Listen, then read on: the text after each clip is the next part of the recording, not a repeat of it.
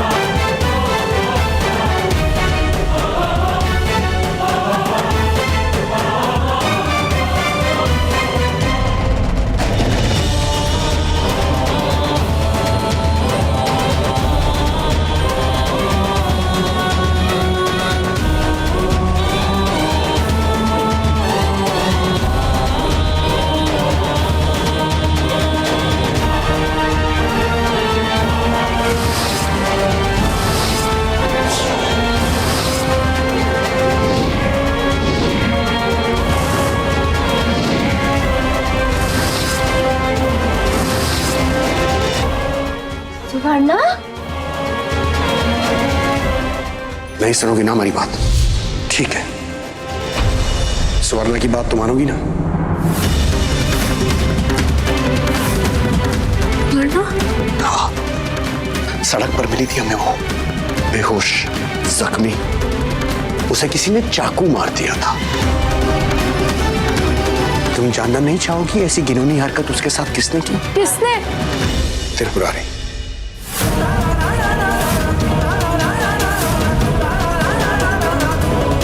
क्यों यकीन करे तुम्हारी बात पे? हमें पता था तुम यकीन नहीं करोगे। सुवर्णा?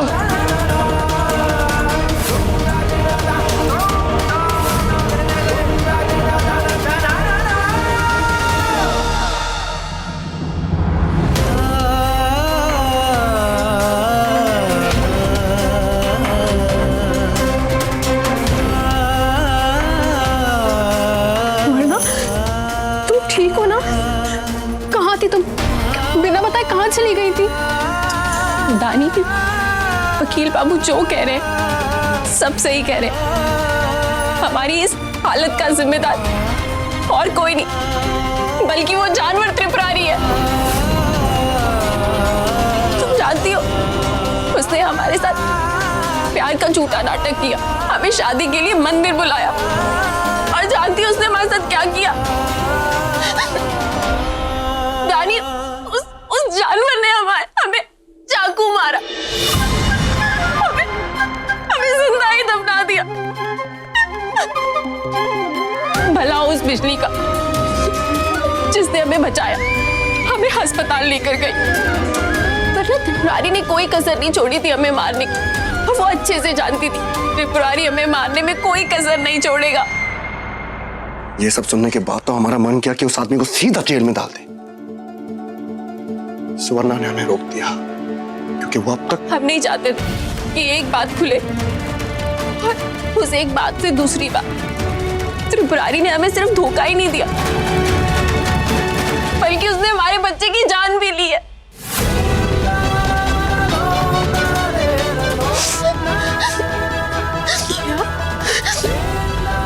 दानिया, हम तुमसे माफी मांगते हैं, हम आंख नहीं मिला सकते, हमें माफ कर दो दानिया। हमने इतना बड़ा सच तुम सबसे छुपाया। हम माँ बनने वाले थे पर हम नहीं चाहते थे कि ये बात दुनिया वालों के सामने आए, लेकिन अब हम चाहते हैं कि त्रिपुरारी को सजा मिले। हाँ धानी, और उसकी सजा यही है कि वो हमसे शादी करे। वरना इतना सब कुछ हुआ उसके बावजूद तुम उस आदमी से शादी करना चाहती हो, उस जानवर जैसे आदमी से? नहीं धानी, उसकी सजा यही है कि वो हमसे शादी करे। उसने हमारे साथ शादी का वादा किया और मुकर गया ना, लेकिन अब वही इंसान हमारे साथ शादी के बंधन में बंधेगा धानी।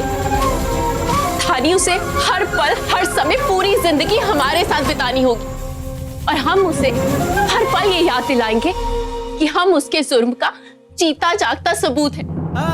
उसे अपने कर्मों की सजा मिलेगी, उसे अपने इन बुरे कर्मों की भरपाई करनी पड़ेगी धानी, करनी होगी।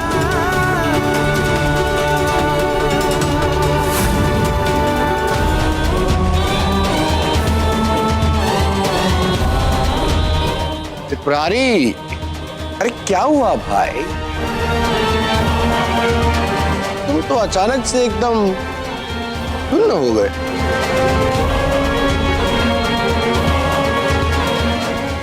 सुन्न नहीं हुए हम। अरे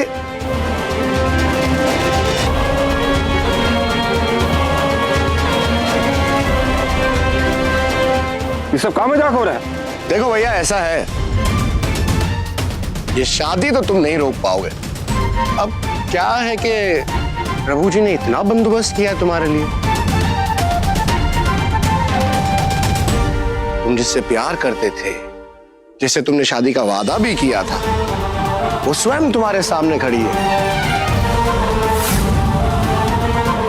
शादी तो नहीं टाल पाओगे भैया।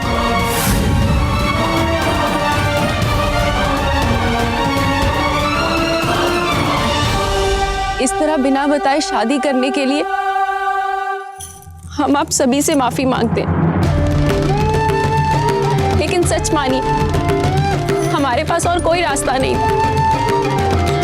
हम नहीं चाहते थे जिस तरह इस इंसान ने हमारी जिंदगी बर्बाद की, वैसे ही ये धानी के साथ करे। ये इंसान, इसने हमारे साथ प्यार का झूठा नाटक किया। अरे जब हमने कहा ना कि हम तुमसे प्यार करते हैं और तुम्ही संग शादी करेंगे, एक काम करना, आज की रात हम तुम्हारे संग शादी करके हमेशा हमेशा के लिए तुम्हारे पति बन जाएंगे।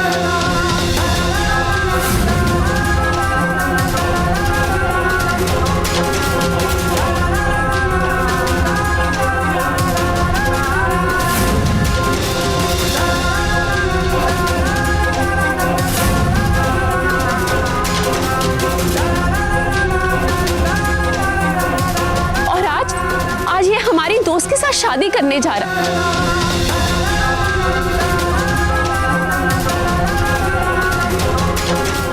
सुवर्णा, अभी भी समय है। तुम्हें कोई जरूरत नहीं इस आदमी से शादी करने की। जैसे औरत की इज्जत करना ही ना आता हो। मत करो तुम ये शादी। नहीं धानी, हमसे शादी का वादा करके मुकर गया ना। जिस जिम्मेदारी से ये मुंह फेर रहा था, अब सारी जिंदगी सिर्फ वही जिम्मेदारी निभानी पड़ेगी।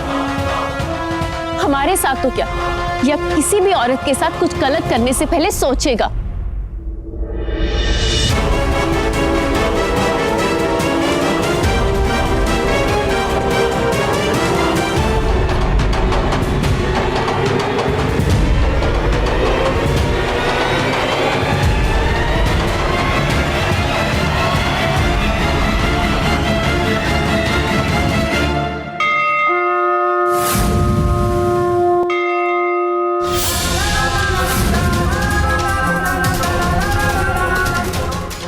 सुवर्णा की मांग में सिंदूर भरो त्रिपुरारी।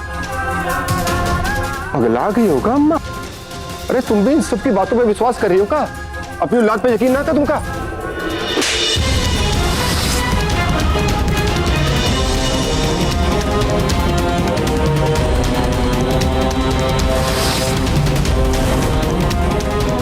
अग्नि को साक्षी मानकर 7 फेरे ले चुके हो तुम उसके साथ। 7 वचन ले चुके हो, मंगलसूत्र बांधा है तूने। अब तू ये सिंदूर इसकी मांग में भर या ना भर। अब ये हमारी बहू है और तुम्हारी पत्नी है। चल।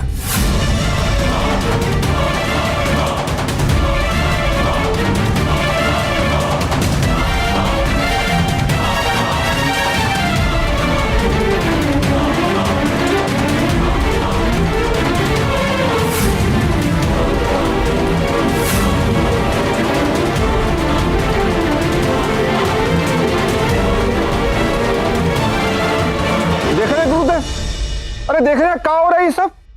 अरे आप कुछ बोलते काहे नहीं, चुप काहे हैं गुरुदेव? क्यों नहीं बताते क्या सच है क्या झूठ है? हमका क्या फंसा रहे हैं? अरे आप तो सब जानते हैं ना, अंतर्यामी है। अरे बोलिए ना। बकवास बंद करो त्रिपुरारी, हमारा पर्दाफाश हो गया है। दादाजी को बीच में लाने की कोशिश मत करो। अरे बाबा आप कुछ नहीं जानते हैं।